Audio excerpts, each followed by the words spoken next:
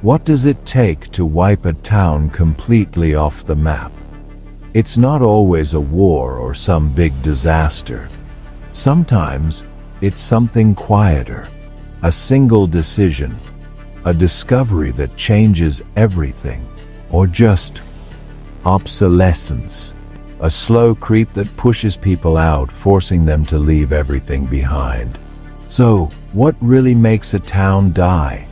The answer isn't always what you think.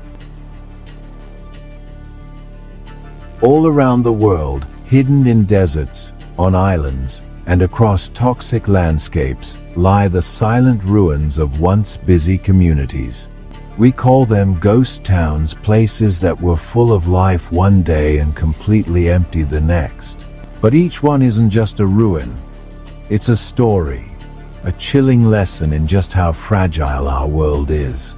Today, we're not just looking at abandoned buildings, we're digging into the shocking reasons these places died. We'll travel to a concrete fortress at sea that was built on greed and then forgotten. We'll visit a sun-drenched paradise, now frozen in time by a sudden, brutal conflict. And finally, we'll step inside the most infamous exclusion zone on Earth, a city poisoned by a catastrophe that shook the world. Our first stop looks like something rising from a dream off the coast of Japan, about 15 kilometers from Nagasaki. From a distance, it looks like a battleship, which is how it got its nickname Gunkanjima, or Battleship Island. But its real name is Hashima. And this isn't just some deserted island. It was once one of the most densely populated places on the planet. Hashima's story is really about Japan's unstoppable push to modernize. Coal was found here way back around 1810, but the island's destiny was sealed in 1890 when Mitsubishi bought it. The company launched a massive project, tripling the island's size with reclaimed land and building a giant seawall to fend off typhoons. To house the army of workers needed for the deep undersea coal mines, they built Japan's first large-scale concrete apartment buildings, some of them 9 stories tall. By 1959, Hashima was a concrete jungle like no other. At its peak, more than 200 people were packed onto this tiny 16-acre rock. To put that in perspective, its population density made modern-day Tokyo look spacious. It was a complete world of its own. Residents had a hospital, schools, shops, a movie theater, a community hub, even rooftop gardens for a little patch of green in all the gray. It was seen as a symbol of progress, of what humanity could build. But there was a dark side to all that progress. During World War II, conscripted Korean civilians and Chinese prisoners of war were forced to work here in hellish conditions. Many died from exhaustion, starvation, or accidents in the hot, suffocating mines. It's no wonder some called it Jail Island. The end didn't come from a disaster but from a simple change in technology. In the 1960s, oil started to replace coal as the world's main fuel source. Japan's economy shifted, and coal mines all over the country began to close.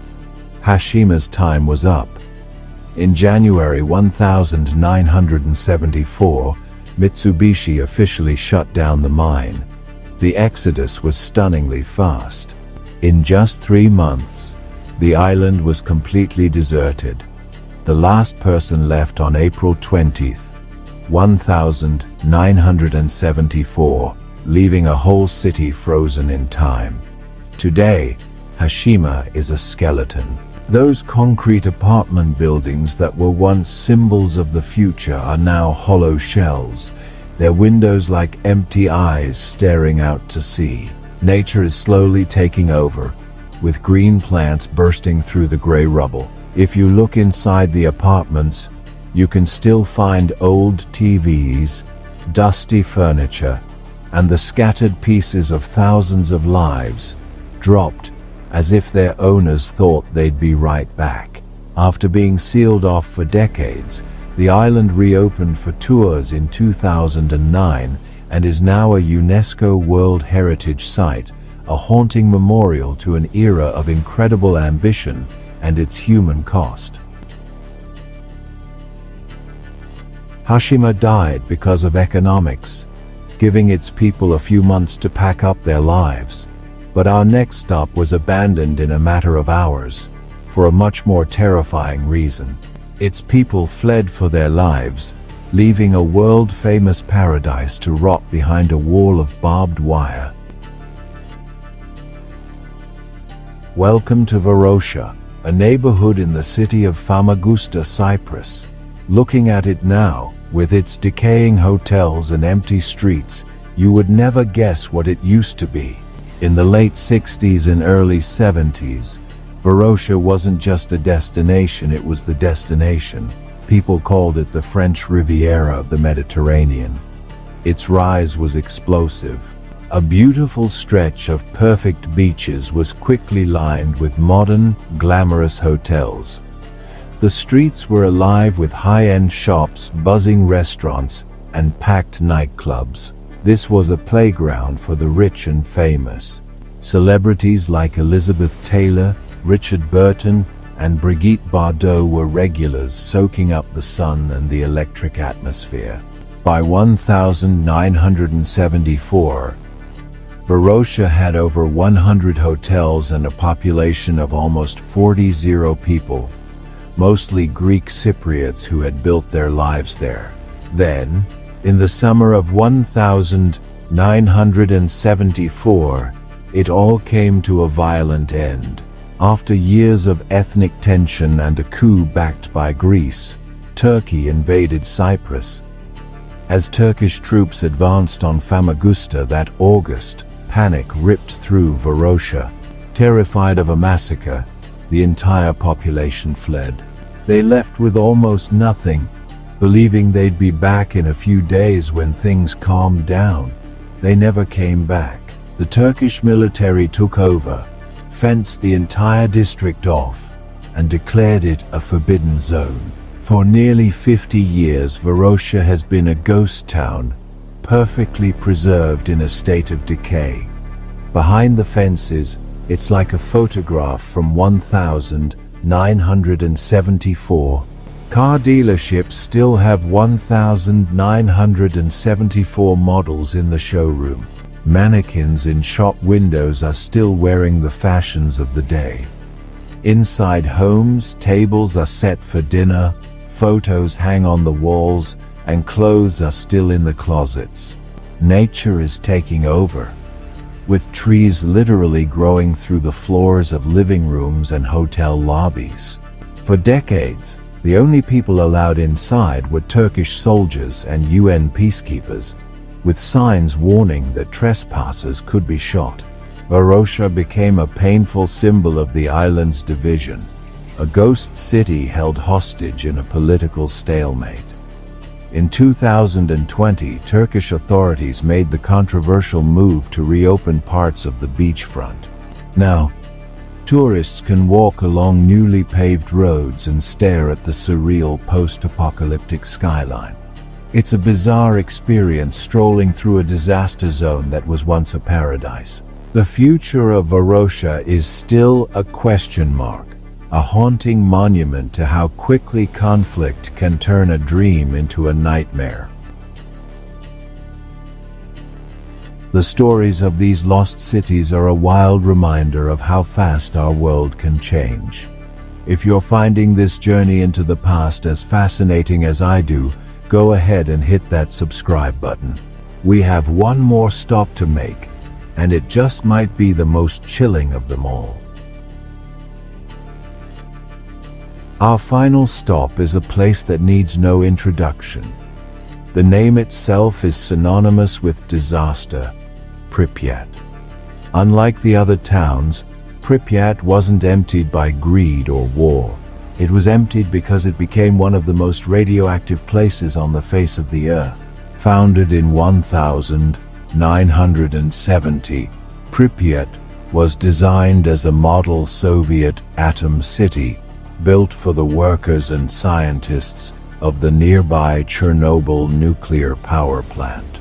But this wasn't some dreary gray Soviet town. It was a city of the future, a dream for its young residents. By 1986, it was home to almost 50 people, with an average age of just 26. This was a city full of families, with 15 kindergartens, modern schools, and parks filled with kids. And life was great. Pripyat had everything you could want: a palace of culture, a cinema, a big hotel, a hospital, and that iconic amusement park, whose Ferris wheel was set to open for the big May Day celebration. The slogan, "Peaceful Atom," was a point of pride. Residents felt they were living on the cutting edge of Soviet progress.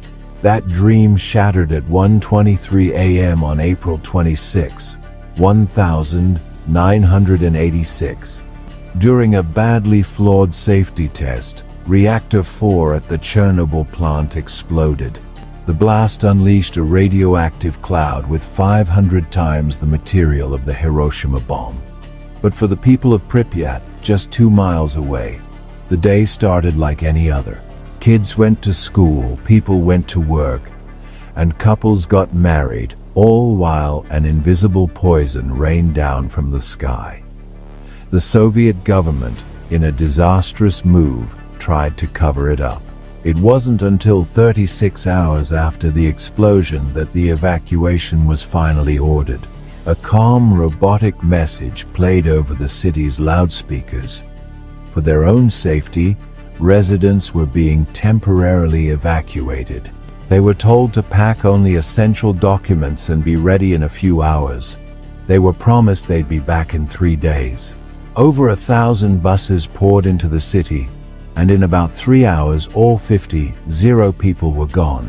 They left their homes, their pets, their pictures, their entire lives, fully believing they would be back soon. They never were. Pripyat was declared uninhabitable for at least 24 years. Today, Pripyat is the dead heart of the Chernobyl exclusion zone. It's a silent, haunting world. The famous Ferris wheel is frozen in place, a symbol of a party that never happened. In a school classroom, the floor is littered with hundreds of tiny gas masks. In the hospital basement, the discarded clothing of the first firefighters remains so radioactive it's still deadly. Nature is fighting back as weeds tear through the concrete squares and the surrounding red forest swallows buildings whole. Pripyat isn't just abandoned, it's been poisoned, perhaps forever. From the economic death of Hashima Island, to the political paralysis that froze Varosha, to the radioactive tomb of Pripyat, these ghost towns are a powerful warning. They show us that progress can have a steep price, that conflict can steal a future in a single day, and that our greatest inventions can become our most tragic failures. These places are more than just creepy tourist spots. They're history lessons, monuments to loss, and symbols of just how quickly and easily our own world could vanish. They were once homes, filled with life and dreams. Now, only the ghosts of what they were are left behind. The reasons towns die are often shocking and complicated. Which of these stories stuck with you the most? Let us know down in the comments.